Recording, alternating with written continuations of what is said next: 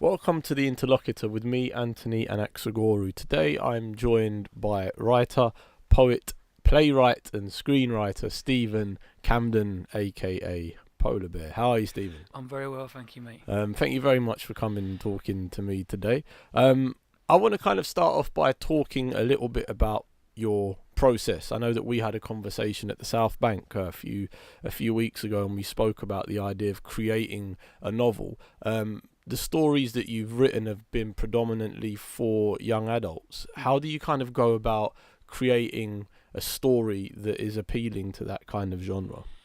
Well, I guess hopefully you write what's there at the front, and it just so happens that it is my brain rushes to teenage every single time. I mean, like there's so much of who I am now. Not, it's the same with everybody, I guess, but like actively feels like it's either a representation of what I hoped would be the case when I was a teenager, or is just the same. And whether I've gone full circle and arrived back at opinions or outlook or whatever else, I'm not sure, but it's just the way my brain goes. And like, the opportunity to write young adult or teen fiction or whatever you want to call it came about. I wasn't aware of the genre or the classification or whatever else, and like it's relatively new anyway. I mean, the term teenage is still a relatively new one, but excuse me, it's just something that kind of at the minute it's just coming out. And one of my cousins always just jokes at me. He says I'm in the bridge years at the minute. He says in like 4 or 5 years it won't make any sense. It'll be kind of weird. You're like, what are you doing? Right about but at the minute it just feels like everything. It feels like the beginning. I think that's what it is. Do you have to differentiate between writing for an adult and writing for a teenager? This is something that even within the ideas of having adult fiction and teenage fiction, as a writer, do you make a conscious decision to say, I'm going to cater this for people of a particular demographic? I think yes and no are true, in the sense that the first time I had an idea, which ended up being the first kind of book, I was thinking of myself at 13. I wasn't thinking about anybody else at 13. Yeah. And I think that now I'm like I've written 3, and like I'm going to write a couple more. So the ideas, even at the formulation stage, I'm aware of where it's kind of going. So it's a little bit different in the sense of like it's not like an idea's hitting me in the head and I'm just running with it and worrying about it later. I am aware definitely of the form it's going for, but that actually becomes really exciting in a sense. It's like, right, okay, first off, it's like, what did I want at this age? Then it's like, shut up, just start. And then it'll kind of show itself in terms of tone, in terms of timing. Like the first one I wrote for myself at 13. Second time I started, I was so clearly thinking about myself at 16. Like my school didn't have a sixth form, right? So I left to go to a separate sixth form, and it was like this big deal where a lot of my friends didn't. They went into work or whatever else, and it was like, right, I can remember that time. Like that was when I first. 2 things happened. First, it was like my first genuine connection with girls, like first girlfriend, whatever, and that was what sparked reading again for me, and writing letters or whatever else was a girl. And it's like, right, at that time I was so open, and like basically she was just feeding me books, and it kind of hit me. I was like, right, I didn't really find any myself, so that's what I want to write. I want to write the book that I would have found and that would have got me. Do you think that that's what a lot of writers, I mean, I know, kind of speaking from experience, when I've written poems before, I always kind of write the poems that I would like to read. Do you think that all writers do that? They kind of write the book that they wish someone would have written for them? I think at some point, hopefully, yes. I want to say hopefully, yes. But I think there's a sense that maybe it's that case at the beginning, and then then it becomes more kind of blurry in a sense that, right, people are all, you can tell when people are aware. Like everyone's aware of what they're kind of doing. And I guess it comes down to whether like there's that tightrope of like, right, what do I want to write versus, or alongside, what is going to really get people, whatever. Do you know what I mean? My brain is like, to the point, to a fault sometimes. My brain is stubbornly like resistant to that. And I guess when it's a strength, when it feels like a strength, it becomes a real strength and like becomes kind of defiant and like has an integrity to it, hopefully. And other times it can be a little bit, childishly defensive.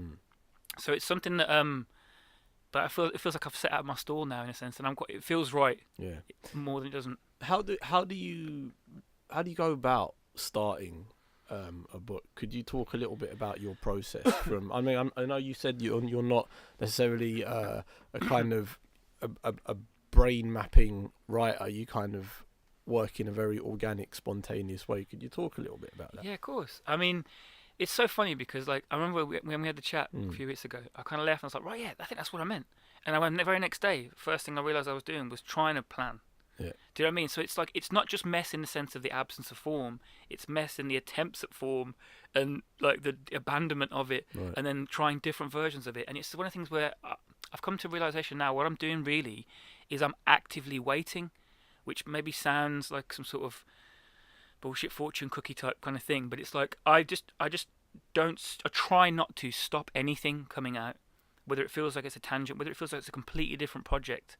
And what I've found is when all these streams kind of shoot out from this center, at some point enough of them kind of like start to kind of come together and twine, like, and form this kind of rope of this story that I can then try and hopefully follow, pull at, and kind of get somewhere. You know what I mean? So that mix them up process. At the very beginning, something will start it, whether it be like a memory, very often, a certain relationship, and like I write about love, really.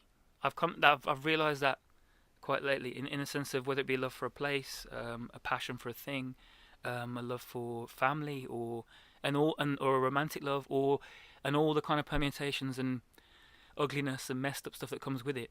So it's like so the relationships become integral. So it's like, right, if I start thinking about a place, I will just get the big parcel paper out, and it's just like bam, everything I can possibly remember. Nothing is wasted. Nothing is wrong. Nothing is. It's out, and it's like tidying your room. Yeah. That's what I think of it like. I don't know if I said this when we were talking about it. It's like one of the things where it's like, right, I know where I want to get. I want that feeling of slipping into under my duvet, knowing that I made this and it looks boom. I'm like, wicked. I've done that, right? But it's like, right, okay, it's 10 o'clock now. I'll be done by 12. I can be out and about.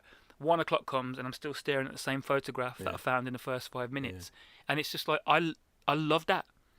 I love, and so I guess it's like it's my attempt to make the journey the cream, in a sense that when it's finished, it feels like a celebration, hopefully, of the work that's gone in, as opposed to the point I was desperate to get to.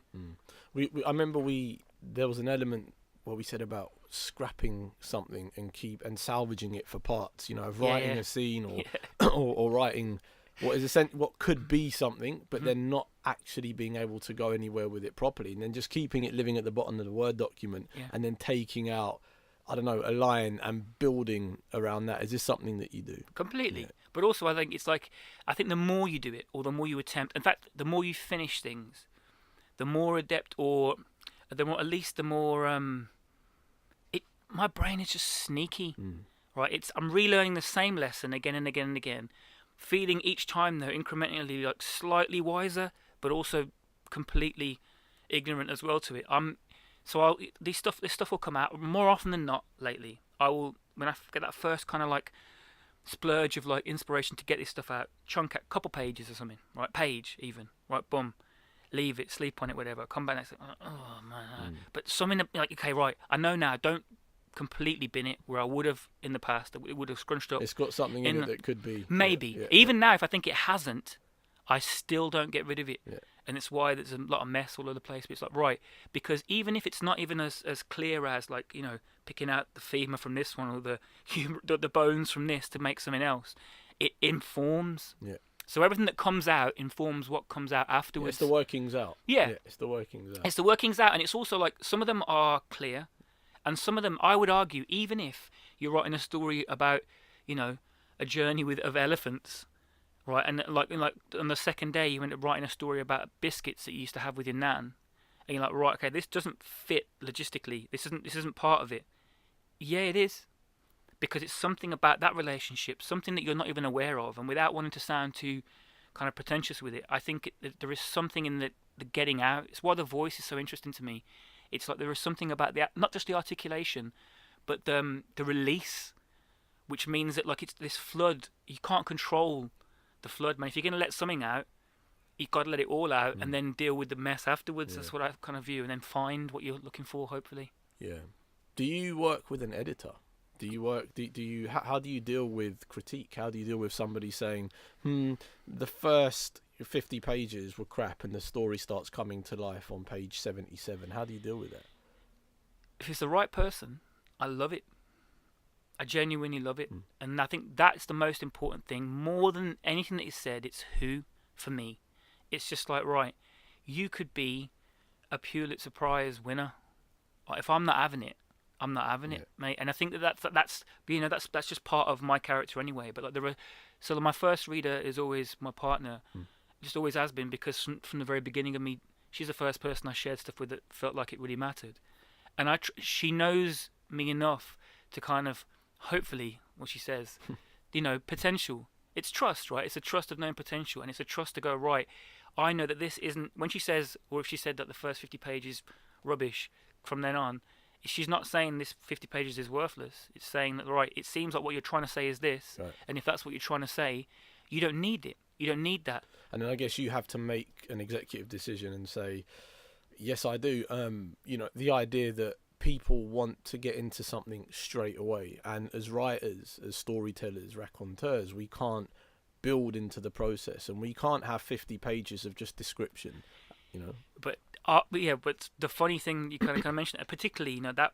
people would argue that gets magnified again when you're talking about this YA kind of realm, or whatever, this perception that kids are just flicking, swipe, can't. So the first one in particular, I purposely. What was the first one called? Tape. Right. And at 13, I break it out. Like at 13, like I wasn't reading. I remember at 13, reading Lord of the Flies in English. You like do a paragraph each or whatever else. I remember pretending not to like it because it wasn't the thing, right? And I'm like, yo, Simon, I'm Simon. Oh no, right, hold it down, and I nicked one. But it's not cool to say. It wasn't, and it isn't. The context, whatever else. And I can understand what that was, but it was more about the fact that it's like, right, why I kind of liked it. Why I liked it was everything else that I felt like I was getting. This is like in retrospect now. Was James Bond, right? And like with almost, I can't stand James Bond, and it doesn't fit with what I think or what I would even hope to think things are like, or the perception of gender in particular. I can't stand it, man. But it's like that whole thing of like bam, bam, bam, explosion. Start with an explosion, hook. People use this word hook. I don't want you. I'm not a fish, right? Do not. If you're gonna hook me, when you say hook to me anyway, I think punch. And it's like, right, okay, so what you're doing is you're setting up a relationship where you are in control. Yeah. And it's like, right, that's not what I want. I wanted to present something to you, and I want you to choose. And so with that first one in particular, I remember going, right, when I was 13, I would have picked this up, and I would have gone like, okay, right. And I would have chosen. I'm not even sure whether I would have stayed with it, but if I did, hopefully what happened would have been that kind of a cumulative sense of, right, this is something that feels different, matters to me because I have actively chosen.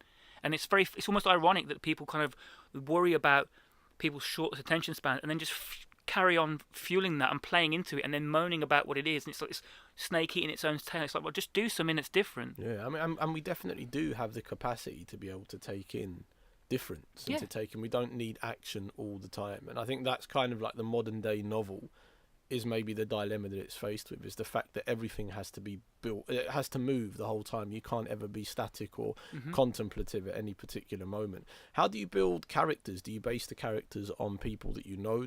Are they symbolic? Are they representative of a wider group of people? Yeah, I used to think that I just stole them from people that I grew up with and whatever, and like there's an element of that, people that I know very much, but I think a lot of it for me are versions of me, in a sense that, like, right, I could imagine being that. So I'm in everyone to the point where it might be a version of me that I'm not particularly fond of, but I can fully imagine me going to, or I would love to be more like this, or I would creating mates. I think, as like, superficial as that sounds, is like creating people that I would like to be around, or would be scared of, and would like to be around in that kind of like quite dramatic kind of sense. Of like, right, bloody hell, where I grew up at home. Birmingham. Yeah, sorry, I grew up in Birmingham, but not only Birmingham, like in particular part of Birmingham, Smethwick that I'm from, and also in a house where people came from different countries.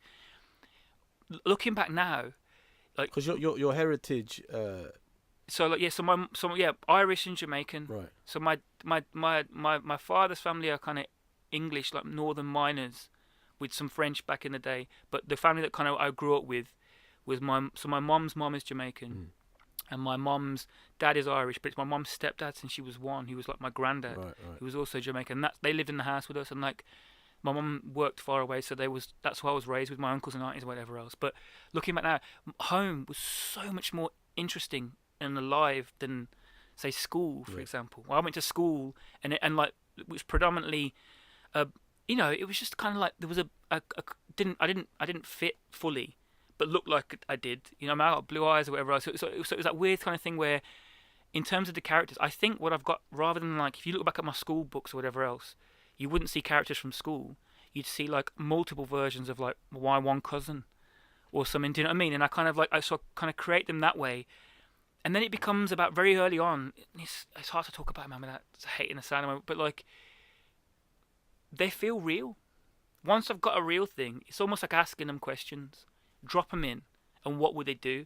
And if it works, you write 2 pages and you read it back and you go, wouldn't do that, mate. She wouldn't say that. What you do, and like, okay, what maybe? And then before you know it, you're having dialogue and arguments with yourself, with these fictional characters that you created that feel like they matter almost more than yourself. So it is realism in that sense, in the fact that you base it on real characters. You base it, they're conversations that would occur. If in my when I've created this, the foundation of it all is the reality, right. And it's interesting because the one that I've just finished is about a girl and a boy. But this boy isn't real. Like, he's genuinely. She created him in the past, and he's kind of come back. But even then, whether it's wizards or whether it's like like hobbits or whatever else, like you know what I mean. Like if the reality of it, for me, has to be the kind of foundation. Which I guess I don't know who would argue against that. But but it's just fun once you get that person real. You have a lot of fun. You have a lot of fun because then the things that we were talking about before, like kind of this idea of what happens or plot, it means that you can just throw stuff at them, and reactions and responses are what drives anything. I think, right? So it's like it's a response to something. Whether it's people talk about the obstacle, all that stuff. I don't really think in technical terms in that way, but it's just like, right, here is somebody. What's interesting about this person? Okay, this person, she doesn't want what people think she should want. Okay, right. So breaking kind of stereotypes, breaking the norms of how people are perceived, of how they're supposed to interact with each other, is something that drives a lot of your characters. Would you say? I'd say yes, but not in terms of the set out. The way I kind of think about it is it's all about pressure, right? Everything is just pressure from school. It's why teenage is so interesting to me. There is so much pressure. There was so much pressure on us. There's more on them now because there was more of an awareness of the wider world, without necessarily any more understanding. But it's all pressure. So the first book is like, right, okay, it's, loss. But the book is not about loss. The book is about what you do with that space that is there when someone has gone. Okay, right, you go for it. You do something. You become active. Okay, the second book, it's about the love for place, but also love and family love and place, kind of like warping itself and becoming quite dark and holding it back. But it's about love. This boy loves film. Right, you do something. If you love something, you do it. Right, you forget you go. This third one is about like, right, okay, everybody wants me to do stuff. I should be doing this. I should be doing this. Right. What do I want to do? I don't know. It's all right. It's all right not to know. So the absence of pressure is, in terms of, if I was going to say one thing that I hope to kind of communicate, is that you're allowed, whatever it is you're feeling or kind of thinking, you're allowed to think and feel that regardless. Absolutely. Let's backtrack a little bit and talk about your early days as a poet and a rapper and as someone who used rhyme as a way of telling stories and communicating. How did you get into all that? What kind of birthed it? Right, Midnight Marauders, I guess. I kind of grew up in a house full of reggae, calypso. My dad was a bit rocky before he kind of like buggered off or whatever. He was like Black Sabbath. You know what I mean? So it's like there was a bunch of mix of stuff, but it wasn't until, and pop. Pop was a big deal. Top of the Pops, sitting down on the Thursday was like a big deal. Yeah, it was a big deal. Curiosity. Anyway, but like it was. My cousin gave me a tape, Midnight Marauders. I was 10, and it was like, I remember listening to it, and I don't even try and explain. It just like it just grabbed me like inside. It was like, right, there you are. It wasn't even like an aggressive, like, oh, I changed my word. No, it was like, right, there you are, mate. It was like a gift. And I remember like rinsing the tape, and then, then I had to get everything from him, through him. They had Sky. Oh wow. Early Sky. Oh wow. So he had the box, and he had like MTV and Raps. And a remote that worked. And And you know what I mean? And like just videos. Yeah. My early was video. It was VHS cassette tapes from him, watching these videos again and again and again, and like my favourites. And I was always more Tribe Called Quest than kind of like Wu-Tang. You know, back then it was all like Sega or Nintendo or whatever. I was always Tupac or Biggie. You know what I mean? And to be honest, like it was one of those things where it was just this thing, and it was just like, oh, this is amazing. But no one at school, secondary school, they were Oasis or whatever. Britpop. I was gonna say it's Blur. It was all that stuff, right? And don't get me wrong, to this day, that first Oasis album is sick, man. Anyway, but I'd go to school, and rather than like fly the flag or whatever, I was never that geezer. So I'd just be in it. I'd be in that. Sometimes completely truthfully, other times kind of pretending. And then I'd get home, I'd change, and I'd become kind of me. And so it was on the back of that, like year 8, I started rhyming. And when did you kind of discover spoken word? When did you realise that you could kind of do stuff without having to have music? Well, it's such a funny thing, because I wish there was a more courageous or kind of righteous kind of thing. It fell. Right. It was like we used to get together. I came back from uni. When you say we, was it a collective? Yeah, or was it so there was a friend? handful of friends. Right. Me and my friend Andy, Lenny, Nathan, Christian, and we used to like. Everyone was like into music, but no one had designs on being famous or being in a band, even gigging. But we used to make, and Lenny used to make music on the PlayStation.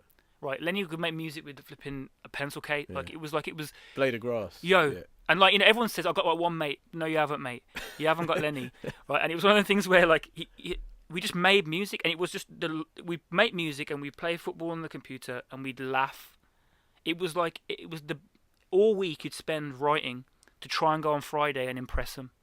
Then on Friday, Saturday, you'd record into into a headphone. You'd speak into a headphone, maybe get like a burn of a CD and buzz off that for the whole week and try and outdo yourself. And it stopped us going into town and getting into trouble. And then it was like, right, that felt like there was never once a plan of a gig, even, let alone like a deal or anything else. And then my mate, there was a booklet for Orange Literature Festival. That as a thing, I don't want to make myself sound overly Luddite or whatever. I understand what the word literature meant, but it's like the fact that these things existed in Birmingham, so far away from where we were. From where you guys do you know what I mean? And he was like, let's go. And one of the events in it said, come share your lyrics, right? And we were probably like half drunk. Or he's like, well, go. Yeah. And how old are you? How old would you say here at this point? I was back from uni, man. So I was like 21. 20, right, okay, yeah. I was like 21. Yeah. So that's how much it wasn't. There wasn't like a plan. Yeah. It was just like, I don't know. I was working on building sites, then buggering off for a couple of months, trying to temp in, getting enough money to bugger up, and just I had literally no clue. In the most annoying, kind of like disappointing offspring kind of And then when way. you got to the literature festival, you were hit with the. No, here's the thing, right? We turn up, right? He come with me. He was more music. I was this point. You had to choose because they were just so good at making. I had to write, and writing had always made sense really, but like rhyming was like, so that was my thing. We go down. He's like, do that one about when you the one about thinking about your kid. I'd written about my a perspective. I was so far away from. Did you have a kid at the No, time? No, right, no, it wasn't even like properly in a relationship. It was a kind of long distance thing that I was trying to like. I was trying to not come to London in defensively or whatever. And so we go down, put your name in a hat, and this is where like Polarbear had been something. It was just for us, like 4 or 5 people who knew that. Just even writing that down on this piece of paper felt weird. And he goes to me, "No, that's not good enough." I'm always talking about it. He's like, Polarbear, that's the shittest name ever. What are you gonna? And he's like, oh. He wrote, I swear down, Anthony, man, Polarbear Ninja. Right? Put it in a hat. And we sat down. And I can't lie to you, for that first 5 minutes, when we have to put it, I was like, yeah, Polarbear, that's the sickest name ever. Sit down, Jack and Coke, boom. First out, Polarbear Ninja. And I'm like, yeah, that doesn't. Yo! Yeah. A, that sounds awful. B, I'm really not up for this at all. He's like, and he's there. I got up, spoke this thing, then sat down. I don't know what I felt. Did you memorise it, or this is the one? Yeah. There was never. It was always like they weren't even written down. You always work from memory. Yeah. So it was one of the things where I'd never seen anything on the page that but there was a panel. There was 3 people. It was the weirdest thing. It was like this comedy club. Was it in like town. a slam? It was a slam. It was a slam. Right. I didn't know what that was. Yeah. And it was like there's 3 people, and it's packed comedy club, and I'm like, what? Anyway, come back. And he's like, well, safe, we've done it, and we were gonna leave. Well, but where he was sitting, it was that packed. We were jammed in. He's like, no, it's cool, guys. We want to see what this is. Sat down. Next geezer, massive geezer, an umbrella sharpened it. Look, this weird rant. Looking at each other like, what the hell is it? We've got to get out of here now. This is not, I don't know what this is. Next one. Next one. It was like the most eclectic and scary. Like I didn't know what. I had no concept that people were writing and that people were writing and sharing in public domain. It was so. And then we were going to leave. Half time, he goes right through to the next round, and Polarbear Ninja, and he's like, "You better sit down." Yeah, and take off Ninja. Yeah, and thank you. That was my doing. Want a phone? Geezer goes, "Come and do a gig." I'm like, "Where?" In Glastonbury, blah blah blah. And then it's like, off. And then he said to me, "It's spoken word." I'm like, "What?" He's like, "That's what spoken word." That's really interesting. It's kind of exactly the same thing, like when no one knew what spoken word was. Like, it was, no one even knew you could do this. It was like, if you weren't a rapper, you couldn't do anything else. And then when I started seeing people do stuff on YouTube when I was like maybe 25, 26, speaking a poem, I was like, who do you remember seeing? The first person, I think it might have been Andrea Gibson or Saul Williams or Shane Coyzan, one of the American heavyweights. And it felt different. It felt weird. Like, it was just like, whoa. What is this? Like, what? And then you heard spoken word, and I was, in my mind, spoken word was a section in a record shop that said spoken word, that was usually someone telling a story on vinyl or on a tape or something like that. So I was, really, but it was nice because if you didn't like rhyme, I obviously didn't. I didn't take to rhyme in the same way. I could kind of think in more abstract, lateral ways without having to worry about what rhymes with cat and door and chair and all this. And rhyme never really had that appeal. So, yeah, it's interesting you say it, because if it's not introduced to you, I guess with the kids that we work with now in schools, it's the same thing, is that they're fully aware of what all the different styles of poetry that even exist. And it's become, people have become so aware by it that they've even started to debate what is spoken word. Yeah. I kind of stay out of them ones, to be honest. Yeah, 100%. So, you've written for theatre, you've written novels, you've written poems, you've made music, like, you've done all. How do you go about navigating the transition between each discipline? It's blurred, right? It really is blurred. It's such. There was a period of time where I remember, you know how it is, man. Like, when you start doing stuff, and people accept it or think it's all right, it's not long before somebody comes with the best intentions most of the time and tells you what you should be doing, or like why you're good, or like you should do this, or you've got to be careful of the people are gonna, and like, right, okay. So you're kind of like, you're taking this stuff in, and because it was all just weird to me anyway, I kind of only half listened to most stuff, and people would be like, right, okay, you got to be this, set out, do this, you're gonna do this, and I'm like, And then, but I was like, no, but I want to, straight away, from the spoken word stuff, really quickly, I was like, right, okay, this is exciting, but it's not what I want to do. I like the idea of telling a story, but I want to just play, I want to push what I can do. So straight away, I'm thinking about an hour. And what was nice was, at that time, there were people who'd done like kind of one-person shows and stuff or anything else, but at the time, it wasn't that many people rhyming stories in that arena. Or using, do you know what I mean? Like, and so it's just timing again. And I was like, right. So when I got asked by a theatre what if I hadn't thought about, and I was like, yeah, I have. It's this hour. It's about a boy following a man who's really himself in the future, and all these ideas that were on bits of sandpaper or whatever else on the building site, kind of like getting this chance to go. And it's like, right. Then I thought about the form for the first time. Right. Then it's like, I'm going to make this, and like fully went into that. Started, ingesting examples of it, conversations, seeing more stuff and whatever else, running with that. And then on the back of that, my brain wanted to go somewhere else. This constant pushing of different kind of doors, and it's such a blessing to be able to do that. And what I find now is, in answer to the question, is like, either if I'm aware of the form first, the ideas kind of half organise themselves to ones that feel that they might kind of fit, and then you work out afterwards. Or when the ideas are just coming, you let it out, and then you're like, right, okay, it's that. It's definitely. Oh no, it's not. Do you have to taper it? Do you have to kind of say, I'm gonna kind of cultivate this so it fits into a form for theatre or fiction or a poem? You have to juggle with that and the want to smash everything and just do something that you haven't done yourself before. And on the days when it's not working, you just feel like you're going along like one of them kind of communist posters and just doing what has already kind of been done. And on the days when it's good, you feel like something that, not that it hasn't been done before, but at least you haven't done before, And I think that I'm completely aware. Like, there isn't much that like since I started like 11 years ago now, It's like there hasn't been much that's been written that wasn't been based on an opportunity to fill. You know what I mean? I don't think I've written much that haven't had a sense of where it might be going. Yeah. Which sometimes it kind of annoys me a little bit. That's the case. And when I find pockets of time, I try, but my brain now is kind of like it almost needs to know, which is weird because my process is so disorganized or messy. But I need to know that there is there is something that I can pin on, like I want to get to. I want to get there, yeah. You know, I guess having an end goal, or seeing an art form that really compels you and think I want to try and do that. Is there one that you find particularly difficult?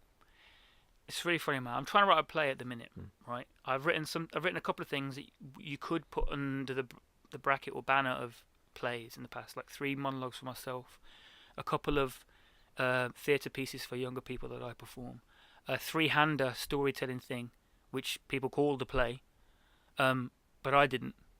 And I'm trying to write a play at the minute, and it's just not my world.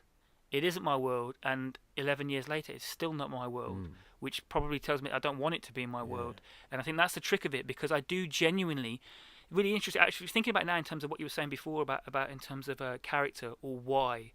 Like I'm trying to write a 60-year-old woman, a 59-year-old woman of dual heritage, talking about an absent husband and a son, because I haven't seen it or been aware of it, or I just like the idea of like hearing not my mom's voice, but a voice that is that quality, which isn't just like the mom in an EastEnders kind of way. It's like a person, and I think that I've never done that before, and I'm finding it really, really hard, because whenever I try and read stuff to kind of get frame of reference or kind of inspiration, I don't like it, and if I do like it, I like reading it, but there's something about the theatre environment and it's not mine.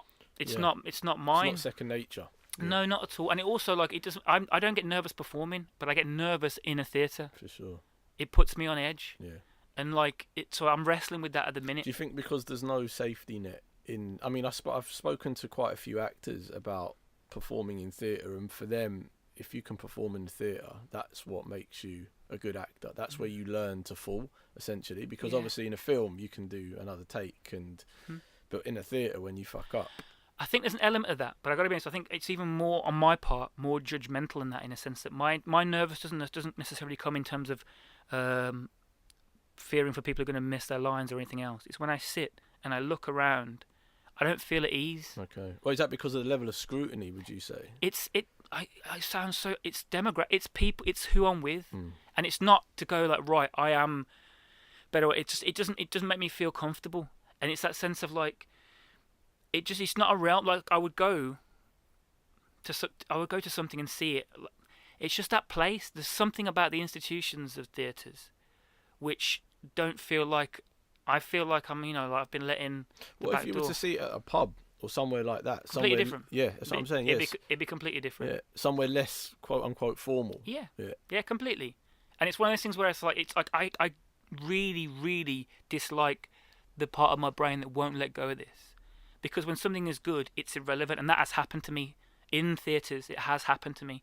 Don't get me wrong. It's just that when I'm trying to write this play, and you're visualising it and you're seeing it, and whatever, what I see is who's there, and my own chip on the shoulder, intellectualized stuff. It's just it does the opposite of inspire me. And you're like, well, why are you bothering then? Because I like the fight. Do you know what I mean? I like the idea of a live story. The immediacy of that is really exciting. That's quite admirable to have that kind of tenacity to want to keep going, to merit even, to want to keep going. I think I've tried writing characters in stories and for plays, and like if I can't feel them and I can't see them, I can't stay with it. It feels really disingenuous. Well, that's the fight, and I'm not fighting to stay with them. I'm fighting to find them at the point where it feels like I've found the characters now, but now I've got to. The fight I'm having now is when I'm in them and I'm writing them. I'm looking at the audience, and I'm like, I don't care what you think. You know what I mean? I'm in my defensive way. I'm not interested in your opinion or your think piece about how many stars or whatever else. I couldn't give a shit, mate. And it's like, but so why do it then, Stephen? Yeah. He's like, you know what? Because people like me who weren't groomed into things but found them are the most exciting to me. You know, and so I think it's like, right, so what am I doing then? Are you on some righteous, like, be an example thing? Probably, underneath it all, and I don't even have to say sorry for that anymore, but it's like, right, I don't know, I feel like I have to learn by being in, like, on the job, as it were, and so, like, I'm lucky that I'm allowed to. How would you tie in your political views with your books? I mean, this is something that I've constantly thought about, you know, when you kind of meet writers and artists and you talk politics with them and they have very staunch opinions on things, but then you read the novels and they're not direct in that political directness. How do you do it? I do it hopefully in a way that is the least like church as possible. Right. That's what I'm from. I remember, like, my nan, you know, my nan saying enough stuff to me when I was little that, like, I kind of like, right, I recognise that's quite a succinct state. I don't really know what it means now, but like now they kind of all pop back. And she says stuff like, "You don't narrow a gap by highlighting it." And her whole thing was the way forward. Like my whole family is like this thing's been smashed together. My family now, my partner and my kids, it's like, and that's what feels like. I feel like celebration does more for me for change than the opposite, in a sense that it's just mixed, hybrid. Is like, but also not being too didactic and hopefully trying to avoid being didactic at all, in the sense that it's like, right, if you are, you know, if I don't agree with what you think, I will never shout at you that I do not agree with what you think, right? I'll just try and pull the rug from under you so you look like an idiot. And it's one of the ones where it's just like, right, and like, it's so funny how, like, cliche these things kind of sound, you know, killing with kindness, whatever. I don't believe in killing with kindness necessarily, but it's just like, right, look, I can just look away from you. I can get on with doing something that counteracts what you're doing.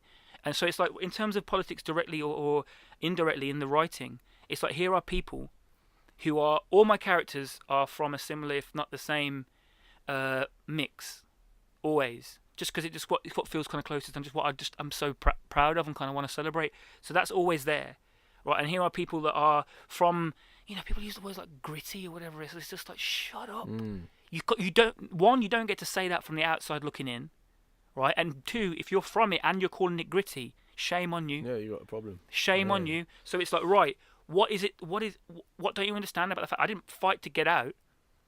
Do you know what I mean? I'm so proud and happy with what I'm kind of from. That all I'm doing. So it's celebration, I guess. Yeah. So the hopefully the if it is even, you know, because it is entrenched in a very working class. From the things that I've read, it is entrenched in a very working class, very ordinary, very, like you say, love. And love is a very ordinary thing. You know. And love is the thing that doesn't have to tell you, wear a T-shirt with the word love on it.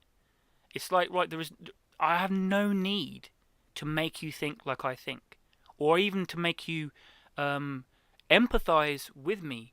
I just want to be mates, man. I want to connect. Let's hang out. Yeah, I guess it goes back to the kind of person as I mean, I think of Ayn Rand's Fountainhead, and when I read that, I didn't know what her politics were like, but I remember reading that book a few years ago and being completely overwhelmed by how brilliant and how magnificent it is, and then reading up about her politics and was realizing what she was trying to do.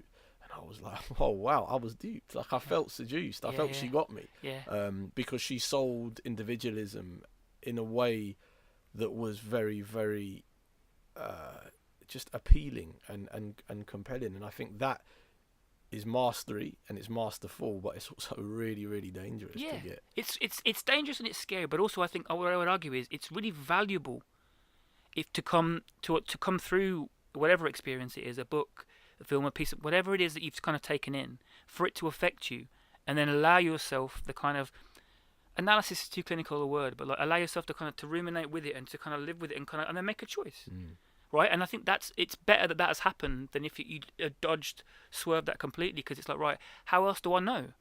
I don't know without a response. And works of art, I guess, that are trying to persuade us, that do have a level of proselytization, trying to just move people's opinion in a different way. I mean, the thing is, I speak like that, and the poetry that I've written is very much about that, and the books that I've written are all, to an extent, not virtual signalling, but then at the same time, there is an element of righteousness, of sanctimony that I think happens in these things. And if you can be more nuanced in the way in which you tell stories and the way in which you put things together, maybe you reach more people. Right? But why is that the goal? It's not my goal. My goal isn't to reach more people. My goal is to, if we're having a conversation now, right, our relationship is better for this.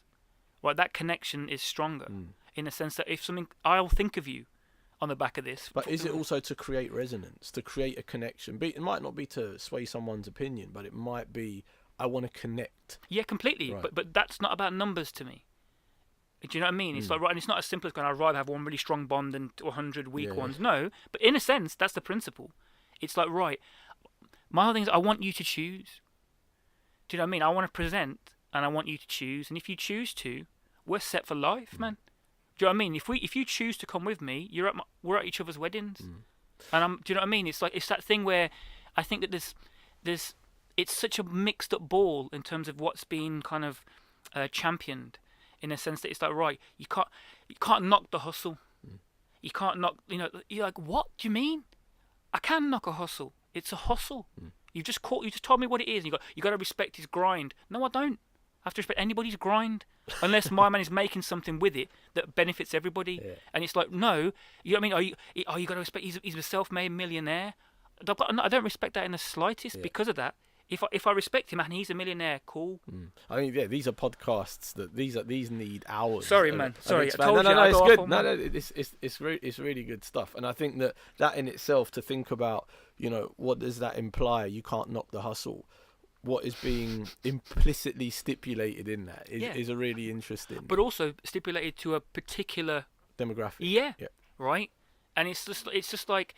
The sneakiness of it is, right, it hides underneath hard work. Nah. And I think that there is something amongst, particularly amongst working class groups, amongst marginalised communities, that everything has to work around this element of criminality. Yeah. The idea that we're doing something quite dodgy here. Pulling one over is a wide boy. Exactly, whatever. Yeah, and you can't interfere in what we're doing because we're not really supposed to be doing this. So I think that definitely the idea of the self-made millionaire and all these different elements really feed into it. But again, it's capitalism. Whenever you draw it back, it all feeds into the idea of money outweighs morality. Yeah, it's I'm going to put it into it's a clever thing, right? It's not as It's one of those clever things that grows and evolves and almost becomes more clever because of the facets within it that reinforce.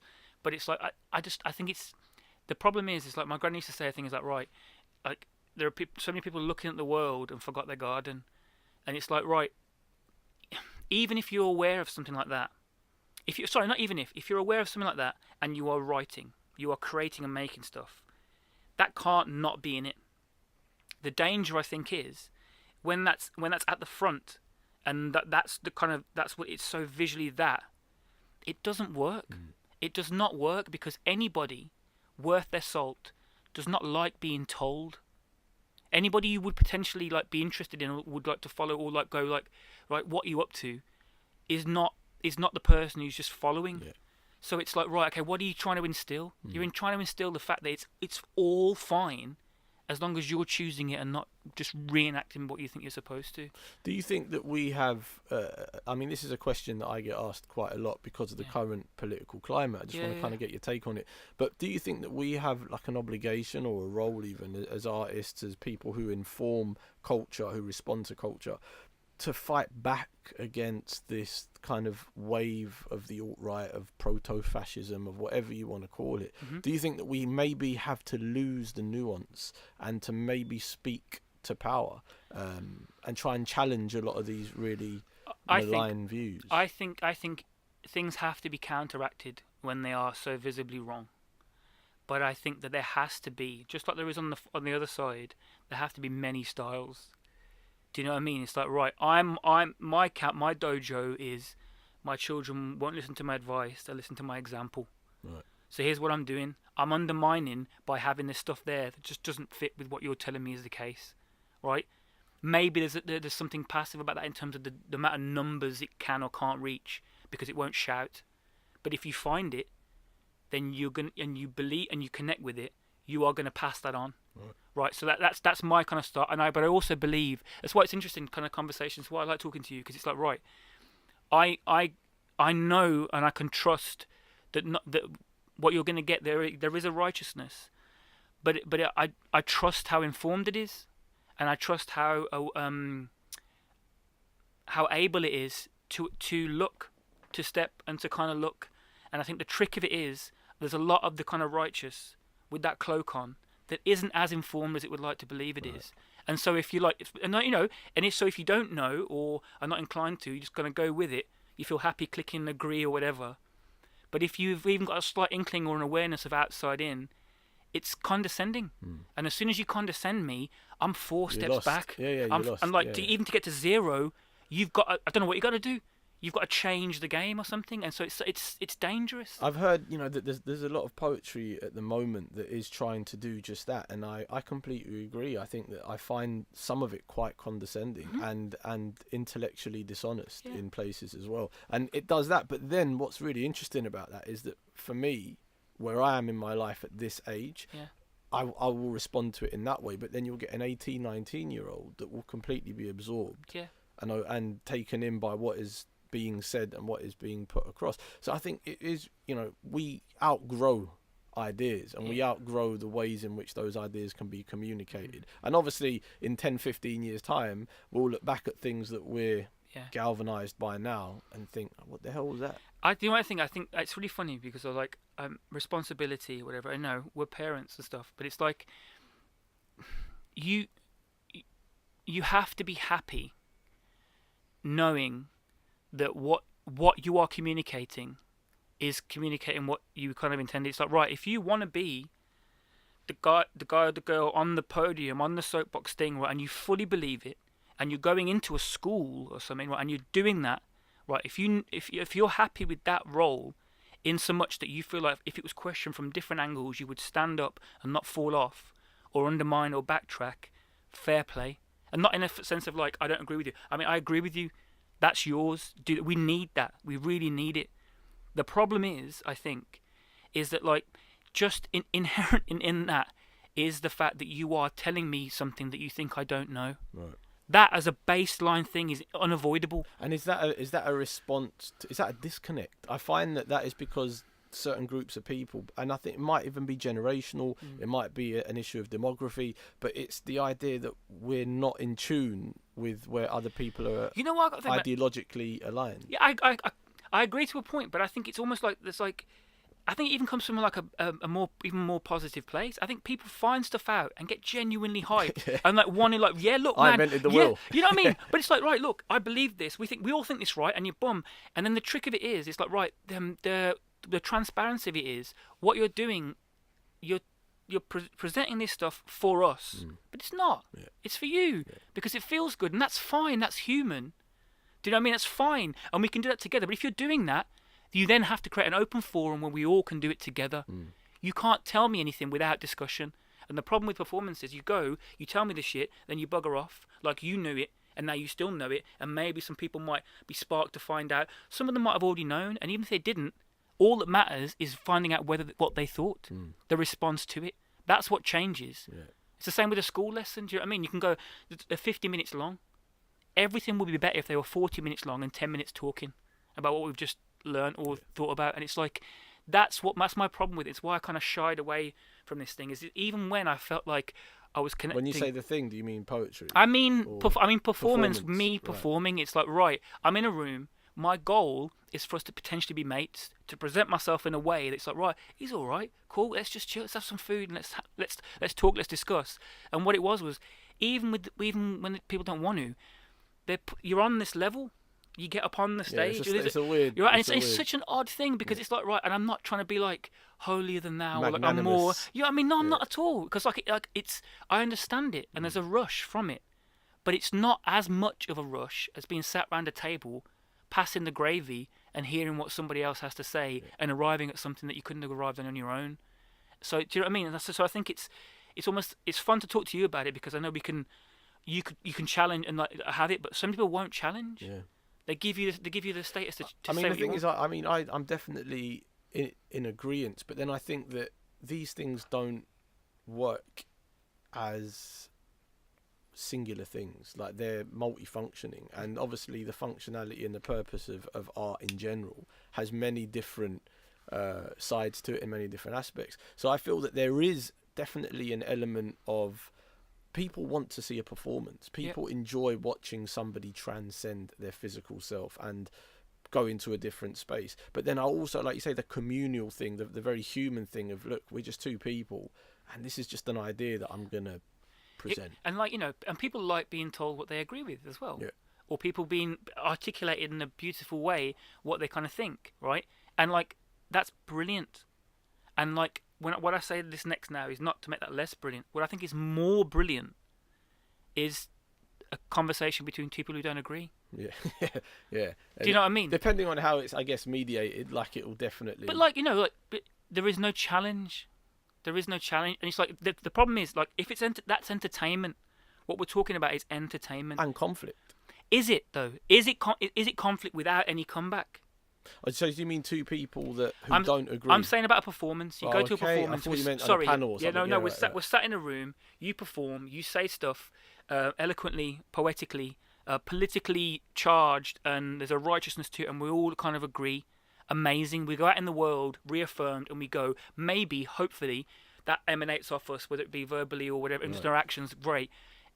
I would argue that a conversation with somebody who didn't think the same as you, to a degree that ended in at least an accepted challenge on an ideal or opinion held, does more for change than the first one does, but would not be given, was not really afforded, or maybe it can't be like the same amount of like prestige, or do you know what I'm saying? And so it's just like, right, I think they can go hand in hand though. Yeah.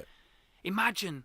They're both part of the same thing. Exactly, and it does happen, right? You kind of like, you do see a thing and you're chatting afterwards and you digest it, whatever else. But it's more often than not with somebody who thinks the same. And I guess there is a frustration for a lot of artists, and I'm sure a lot of artists will agree, of preaching to the converted. And you do get a lot of head nodding, you do get a lot of ums and ahs and agreeances and concurrences. But then I think that, like you say, a lot of people want that. We live in a world that for most of the time we're made to feel really disenchanted and really that's true. apoplectic about things. So it's a recharge, isn't it? It feels good. It's like church, and you go, it's self-affirmation, or it's having things reaffirmed for your own sanity. And I think a lot of people require that. Other people find, that comfort in other things. But there's definitely, I mean, I know myself, I remember when Jeremy Corbyn first hit the podiums, I couldn't get enough of him. I never thought in my life I'd see a geezer up there actually thinking what I was thinking, and I was just nodding away, and I thought, wow, must be what people who come to poetry nights, and those very direct kind of aphoristic lines that talk straight to them, and their heads are going to break them so much. It feels good, right? It feels good, and I guess not only is it important, right, it will carry on, and it should. I don't even want to say like my problem is, it's like, but like the issue for me, which only really comes up when we're having a conversation, because otherwise it's like it's more functional, but it's like, right, when that feels like action, and when it kind of like self-congratulates itself into the point where you've changed the belief that you've changed something. You haven't changed anything. You've recharged with something that was good and which is important, you need to then go and change. So it's like, right, okay, Steve, what are you doing? No, I'm creating an example in relatively small circles. It's why being in school is the most fun. Absolutely. So it's like, right, we can have. I know, you know it, man. You know the conversation that was had 6 years ago is why you're getting an email tomorrow from that one girl who was like, right, you know what? I went and read that, or I just went home and I couldn't stop thinking. Bam. And that's the beauty. Yo. Yeah, that's when you've won. And this is impossible. And we're doing the same thing now. We're talking to preachers and converted, right? But it's like, it's impossible. But like, if you've ever experienced that can't not be the juice. That is the juice. So it's like, right, okay, what I've been figuring out is like, how do I get that or try and spark that or instill that in what I'm doing in a way which doesn't feel like I'm throwing it on you. And a book is the best way, in my opinion, because it's your choice. And I think because a book isn't live as well, you have to come at it from a different angle. It has to be you. Yeah. There's millions There's of no them. physicality to There's it. millions of them. Nothing is telling you that you have to do that more than your eyes and your decision. Then you pick it up, close it anytime you want. The idea of being found, genuinely, is the reason that I do it. And like just saying it now, I can feel myself beaming. It's so exciting that somebody would, by chance, same as anything else, the lottery thing, being found, and that sparking something. And like we both, you get people get in touch. They have to get in touch when that happens, and that I get that systematically enough. Not systematic, but like at points, just when I need it. Just to keep you going. Just when I need fuel, it, because it's like it's worth important. 10 mushrooms. Yeah. It's like, you know, I mean, on a Mario one, it's like it's the extra life. It's like bam, and like so, and that's enough. Yeah. So when's the just to finish up? Sorry, no, I'm rambling. this has been an amazing chat, man. Thank you very much. Just to finish up, just to let people know about your new book. When it's coming out. Yo, not until next year now. Oh man. So like February 2017, but I'm chuffed because I'm trying to write this. There's a bunch of other stuff that I'm trying to work, which now the initial disappointment of going, oh no, basically it's better than they thought. What's the title? Have you got? It's called Nobody Real. Right. It was messy. It was the first time I've put things I wanted to say into characters without it being like properly overtly autobiographical. And it's been so much fun. It's taken so long to get right, but it's right now. And blessing this guy, it's better than they thought it was. This is the publisher, so it's like they want a bit more time to try and give it some wings or whatever. So it's signed off to get the cover right. So yeah, it's coming out in I think January or February. Amazing. 2018. And you got a website or Twitter handle people can. It's all like Home of Polar. Right. So if you Google Home of Polar all as one word, then the Instagram and the Twitter comes up. Instagram, and then there's a website as well, Squarespace one, which is Home of Polar. Steve, thank you very much. Not for coming at all. today, A pleasure. brother, Thank you.